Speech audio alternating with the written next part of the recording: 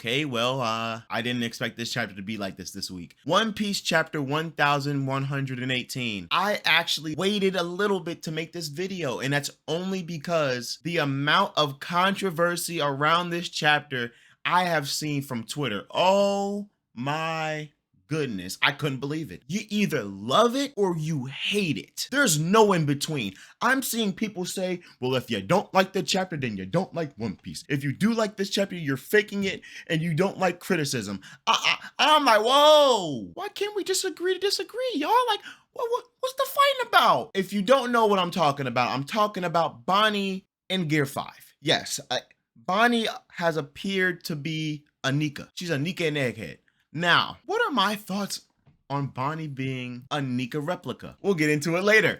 One Piece chapter 1118. Let's get into it, bro. We got a lot to talk about today. Yes, that's one of the main ones. And you know what? I was gonna drag it on, but let's just talk about it right now. Bonney's fruit. Now, at first, I had to make sure myself. I had to look this up right now. I just did it. The Toshi no Mi. That's Bonney's fruit. The age fruit. So yeah, that's the name of the fruit. However, in a previous chapter, that fat ass Saturn did say the user is allowed to transform however they want regarding the foreseeable future. Pretty much saying they can do whatever they want to their imagination. However, the abilities are decreased when someone's future differs from the reality of the situation. So that's one thing about her fruit.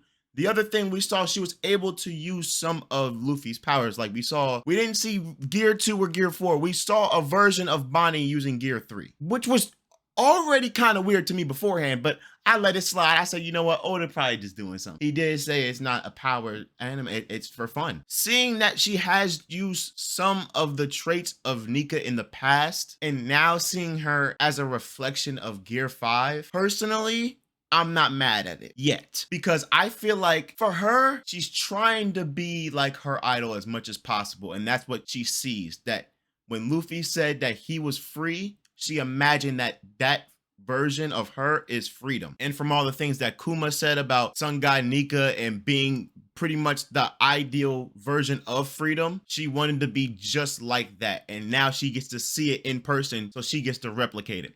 I don't have a problem with this at all. From her looking the part, hell, even her using some of the powers of Nika, I don't have a problem with that. But I will have a problem if she starts doing all the crazy shit that Luffy be doing. If she starts using the environment to be rubbery, if she starts doing otherworldly stuff, then I'm gonna be like, all right, okay, Oda, what are we doing here? Like, how did the world government, how did that even happen? Like, were they trying to recreate the Gomu Gomu no Mi and something failed? But I don't have a problem with this at all. If she turns Yonko level, then I will have a problem, because that doesn't make any sense. But the story's meant to be fun. I feel for Bonney herself, it's a way for her to express what she views freedom as. And she views Luffy / Joy Boy / Nika as freedom. And I can't be mad at that. Like, as much as I get where people are saying, like, people are saying it's an ass pull. Where did this come from? It would be completely different if Oda said nothing. Like,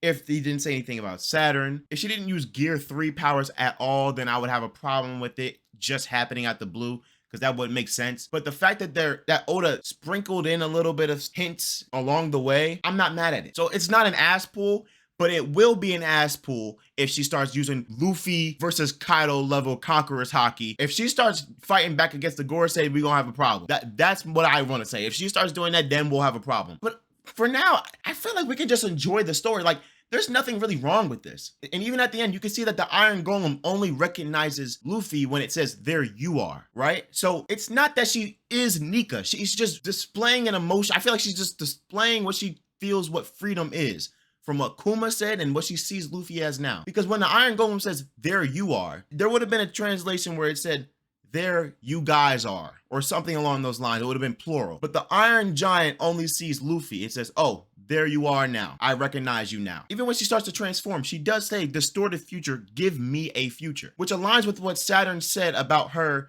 being able to see the future. But I feel like her fruit won't last long, A. However, the drawback will be that her fruit won't be as powerful as Luffy's. We know that. And B, I don't think it'll stay on for long. I feel like it'll probably be only on for maybe 3 minutes, or if she sees Luffy get punched down, I feel like that's what Saturn said. If what she saw in her future differs from what happens in reality, it will severely weaken her. So if Luffy does get pummeled and he gets put to the ground, Bonnie's fruit's not gonna work like that. So overall, I don't think it's a bad thing that happened. I just think that people are I think people are overreacting. But anyway, let's get back into the rest of the chapter. And remember when I said the Iron Golem responded to Luffy? Well, that was after the Iron Golem in the beginning of the chapter got sent to the bottom of the ocean by the Gorosei. And that Golem only can work with Joy Boy's presence, as we know, because that boy was pleading for Joy Boy. Please, where'd you go, Joy Boy? I can't even move without you, bro. I wanted to pass the cross right now. What, bro? Where'd you go? You were here like 2 seconds ago. How'd you leave? But in the beginning of the chapter, we pretty much see the aftermath and everybody else's reaction around the world of the communication in the transporter snow being cut off from what Vegapunk was trying to say. So everybody's wondering what's happening. Did the Straw Hats kill Vegapunk because they were the ones that captured him? The world government couldn't do this, blah, blah, blah, blah, blah. They're still brainwashed, but the real people that know about the world government know that's not the case. But with York still alive, that might be a little problem if they want to take the other Vegapunks with them. Because York, Lilith, and Atlas, they can track where each other are at, I guess, because they share the same brain. But York being alive is dangerous because she could tell the Gorosei, look, Lilith is over there, Atlas is over there, do what you want with that information. And their brain still works even though the original Vegapunk is dead. So everybody makes it on the ship safe and sound for the most part. And we see that them loser ass Marines lost again to a 12-year-old. Like, bro, Oda, come here. If you just want to make them Team Rocket, just make them Team Rocket. You ain't gotta have them fight for like 2 chapters. Just make them disappear. You know, like I told y'all the last time, them Vice Admirals are the equivalent of grunts, bro. They're not strong at all. They're pretty useless besides Garp. I mean, come on now. I even told y'all Smoker, he ain't not even like that no more. Like, look at Doll. Like, at first, I was like, wow, Doll's so bad. Now she a child. Now EDP like her now. Now Dr. Disrespect like her now. Like, I can't even, like, bro, come on, man. Anyway, I'm not gonna lie. In this panel, Bonnie was looking kind of badass. Like, her with the Glock in her hand? Hold on. Like, she was looking kind of badass. She was kind of, oh boy, look how she holding it though. Boy, this is cold. But Sanji's talking to Nami saying, all right, we're ready to go. Let's go. And Nami's like, okay, cool. Just let me know because we might need some help landing because it's going to be a rough landing and we might not land safely. So we need some help. And this motherfucker Sanji, man. Yo, Sanji fans, boy. Listen, I'm not a Zoro verse. Like, God, I am a Zoro fan. Like, come on, man. Like, he's cool. He's badass. But I'm not no like Sanji hater. Like I like Sanji too. But my nigga, come on. Bro, Sanji, you've been doing this since 1999, boy. It's 2024, boy. 25 years? Actually, nah, when you come in? Nah, we're gonna check what year Sanji got made into a character real quick. So Sanji, it's even worse than I thought. You debuted in 1988. In June, by the way. So you've been doing this for 26 years? Sanji, you've been doing this since before I was born, Sanji. Yo, give it up, my nigga. Like, bro, we both the same age now, Sanji. I know I don't do this. Bro, you just had an incident on the anime. They're gonna make it even worse for you now. Oda, stop it, please. Bro, make him normal. Like, every interaction with a woman don't need to be like this, bro. Every single one don't need to be like this, bro. Come on, Oda. Can we get some, like, normal dialogue, please? Like, the only normal interaction Sanji has had with a woman was his sister. Come on, y'all. Come on, dude. Like, Oda, I'm not a Sanji stan, but I like his character. Please stop and please. Every interaction with Nami, Robin, Lilith, whoever else is a above age girl, hopefully, can you please make him like get on the phone and say some normal words and then hang up? Bro, look what he's doing, dude. Bro been doing this gag for like 20-something years, bro. Give it a rest, Oda. Please. It's not even funny no more, bro. Like, it's crazy, boy. Like, this is crazy. Like, Jiraiya ain't even do this all the time. Like, he ain't even do this all the time. Like, he was a little horny. Like, Jiraiya was horny, but like, he could control his horniness 40% of the time. But like, he could control it a little bit. Like, this on Roshi level. Anyway, Sanji finally locks in when Mars starts to come right at him. Pause. Luffy, seeing that he has used Gear 5, you know, he gotta eat, he gotta replenish his energy, then he can go back up, obviously. I feel like that'll stop with time. I feel like probably after Elbaf, his stamina won't deplete while using Gear 5 as quickly. He just has to get used to it like the other gears, like Gear 2, Gear 3, Gear 4 even. He'll adjust. But Mars think he Charizard and wanted to use a flamethrower attack, and he did it to the entire boat, and multiple people get burned up. So everybody on the boat's trying to put out the fire. Yeah, the Marines see Mars in his bird form for the first time. They're freaking out. It's chaos. Let's just say that, bro. And then now Luffy's full, so he's back in Gear 5 mode, and he's turning the water into a rubbery property, so he's fine. And this is the interaction where Luffy's trying to cheer up Bonney, and Bonnie's like, whoa, Nika's back again.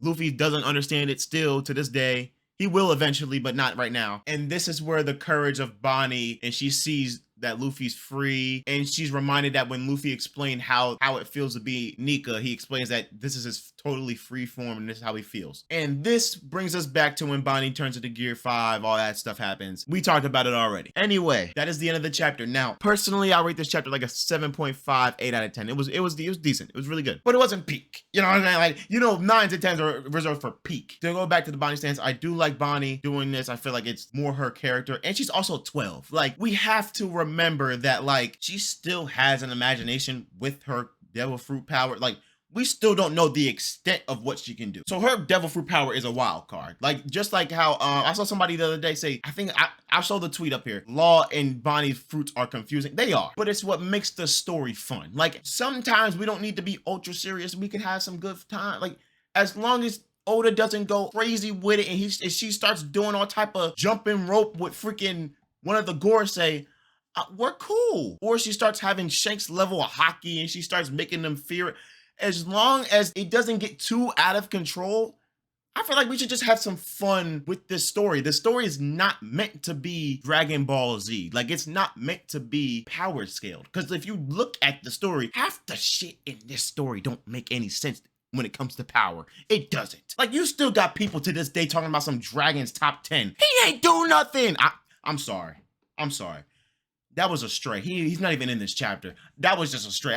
I'm sorry. But, like, I'm not going to apologize to Dragon trash ass. But, like, y'all got to understand, power in One Piece doesn't make sense because although Shanks is probably the strongest hockey user we have seen on screen, Luffy, depending on his devil fruit, is the strongest technically right now, technically, but then we don't know about Blackbeard and him. Like, that's what I'm saying. It's all relative. What I say is just have fun with it. Go with the flow. And yeah, with that being said, if you like the video, give me a thumbs up, subscribe, and yeah, let me know what you guys think down below about the Bonney situation. Can we please, if you're going to comment about it, please, I don't want World War 3, 4, 5, 6, 7, 8, 9 in the comment section. I don't want no fighting down there, bro. I don't want no you fighting Millennium, and I don't want none of that, all right? But with that being said, just like Dragon ugly ass. I'll see y'all next time, bro. Peace out.